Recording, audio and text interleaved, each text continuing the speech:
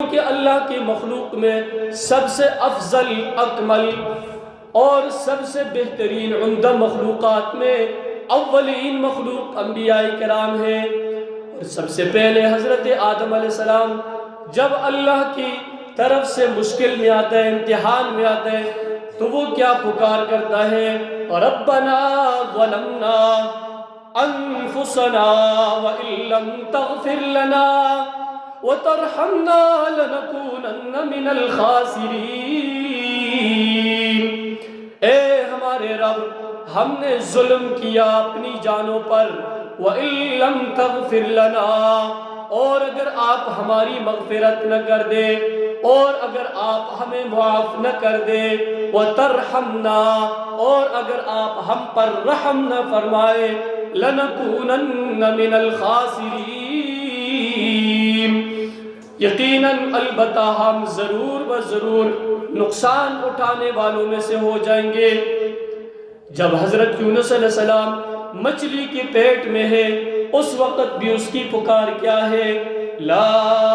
الہ الا انت، نہیں ہے کوئی معبود برحق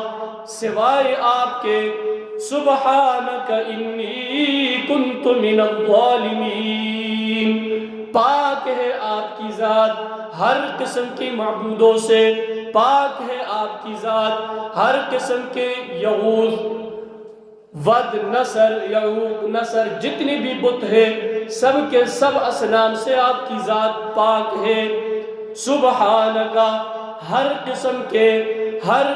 کے مشرکین کے، ہر قسم کے مشرکین کے بڑوں سے آپ کی ذات پاک ہے، ہر قسم کی مخلوق سے آپ کی ذات پاک ہے۔ فرمایا سبحانکا، اے اللہ تیری ہی ذات پاک ہے، انی کنت من الظالمین، یقیناً بے شک میں ہی نقصان اٹھانے والوں میں سے ہوں، میں نے خود ہی اپنی جان پر ظلم کیا۔ ہر پیغمبر نے اپنے دور کے اندر ہر مشکل کے لیے اللہ کو پکارا، لیکن پیارے نبی علیہ السلام نے بھی اللہ کو پکارا، اللہم ربنا۔ اس دعا کے بارے میں ایک نکتہ یاد رکھیں، جو شخص یہ چاہتا ہے کہ قرآن کریم کی ساری دعائیں مجھے یاد نہیں ہے، لیکن دل تو یہ چاہتا ہے کہ میں ساری کی ساری دعاؤں کو اللہ سے مانگوں، تو وہ اس دعا کو ہر نماز میں پڑھتا ہے، اس دعا کی کثرت کرے، اس دعا کو کثرت سے پڑھے، قرآن کی ساری دعائیں اس میں شامل ہو جاتی ہے۔ اللہم ربنا آتنا، اے ہمارے رب ہمیں عطا کر، فی الدنیا،